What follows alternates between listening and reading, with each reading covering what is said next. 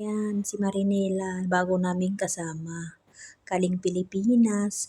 Akala ko naman, naka-travel ban ang UAE. Sa awa ng Diyos, nakalusot naman siya. So, ilang days ka nag-apply? Kasi direct hire siya eh. Parang ilang 3 months naghintay ka sa Pinas? 2 months lang. 2 months? Mga 2 months. Mabilis yung process sa kanya kasi nga, dahil siguro, Ako lang yung nag-delay. ha? Ako lang yung nag-delay. Ang siya lang daw nag-delay. Sabagay nga naman, mabilis basta bayad lahat ng amo yan, walang problema. Hindi gaya ng iba na talagang nagtatagal kasi hindi nila bayad yung ano. So ito kasama, bali 3 kaming Pilipinas sa isang bahay.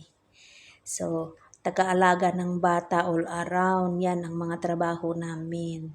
May talagang nag-aalaga ng bata, tapos wag ka tumawa, kasi nga, pero siya ay ex-abroad. Saan ka galing dati, Marinela? Ay, Marinel.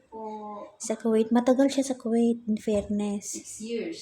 6 years, iisang amo. So, ibig sabihin, mabait yung amo. Pag ganun kasi, pag 4 years, okay lang. Kumbaga, 4 years bago umalis, parang sa akin na. Ang pamantasan ko, kapag 4 years kasi, parang normal, hindi, pero kapag naka 6 years, ibig sabihin, mabait yung amo. Correct. Ganun yun ang pamantasan. Kung 2 years lang, tinapos lang niya yung kontrata, pinagtiyagaan. Ganun yun. Sa mga katulad ko na OFW, lalo na sa Middle East, kasi ako din, Middle East din ako, galing bago ako nagpunta ng Asian countries, sa Macau, yun yung pamantasan ko, as in, ganun.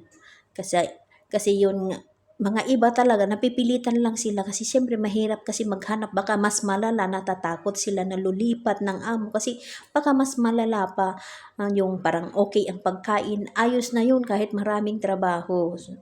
Sa banda ng Middle East, in fairness naman, ganito kasi yung mga amo sa Middle East, lahat ay grocery, sa kanila lahat, halos lahat, toothbrush, toothpaste, lahat sa kanila yun, dapat.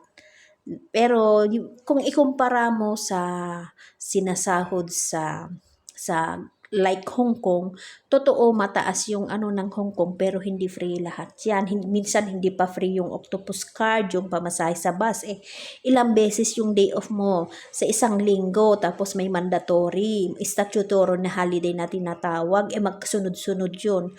Plus kain mo pa. So ayun yun. Dito wala talagang, may mga amo swerte lang talaga na nagbibigay sila ng day off. Pero kalimitan dito ay hindi ng day off. Nakakalabas kami pag nagpapaalam kami, pag bagong sahod kami, pero mga oras lang, hindi whole day. Anong ini-expect mong anuhin mo dito, Marinel, pala? Na kumbaga anong expect mo, parang ganun din sa Kuwait, parang ganun, pero magkakaiba kasi din lang mga ng amo, hindi lahat pare-pareho. Yun nasa sa iyo lang ba, pero sa akin naman, in fairness sa amo namin, pagkain okay siya kasi iniisip niya yung mga kinakain namin. Kaya lang talaga, siyempre marami siyang anak, 4 yung anak niya, tapos mga lalaki, talagang yung ginagawa namin dito ay talagang mahirap na masaya din kasi 3 kami magkakasama.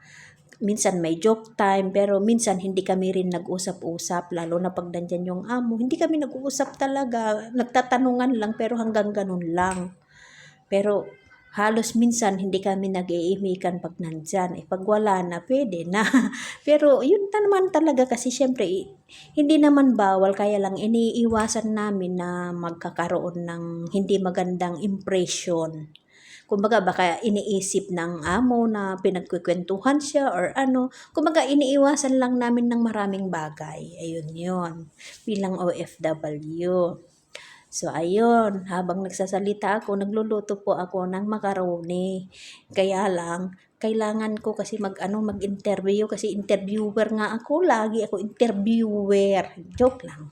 Pero nagluluto nga talaga ako. Habang nagplaplansya si Marinel, ayan. Galing siya sa Pilipinas, wala pa siyang, ilang days mo na dito? Mga 15 na ata. 15 days yun. Pero nakalabas na siya, nagboracay na sila. Yung Boracay kasi isang kilalang kainan ng Filipino food dito. Yung nakaboracay na sila. Ako naman, hindi ako nakaboracay. Nakabulakay lang ako dahil hindi ako nakasama. Dahil nandun ako, natapon ako doon sa Abu Dhabi. So, wala akong doon. So, ayun. O habang nagkukwentuhan, gawa ng gawa para matapos na. Ito yung araw-araw daily routine namin. Araw-araw, linis, plancha, tingin ng mga bata, tulungan. Basta tulungan lang kami kung sino bakante. Hindi kailangan ito yung trabaho ko. Ito yung ganito, hindi kami yung ganon. Talagang pag may bakante tulong, yung bantay ng bata talagang naghuhugas yun. Kung ano-ano din, naglilinis din. Basta nakaano yung bata, may nakatingin doon sa bata kasi syempre nakafocus sa bata. Ayun. Kasama ko siya, baka salita ako ng salita, baka ano sabihin niyo, o di ba? Nakangiti na siya. Salita ako ng salita, o ayan. Para makita niyo naman nakasama ko siya. Nandito kami sa planchahan room. Nandun yung kusina namin. Oh, kita nyo ngayon. Tingnan ko kung ano niluluto ko. Tingnan ko baka uy, wala na siyang may tubig pa naman yung niluluto ko. Ayan. Luto ako ng macaroni, sandali lang at halo-haloin ko. Ayan, heavy cream. 2 baso. Ayan, luto tayo. Ayan. Ayan siya. Ayan, nalagyan ng cream. Tapos lalagyan ko mamaya ng cheddar at saka ayan. Ayan. Tapos na ang interview. Ayan, habang ginagawa ko yan, nagkipagkwentuhan muna ako saglit sa aking kasama.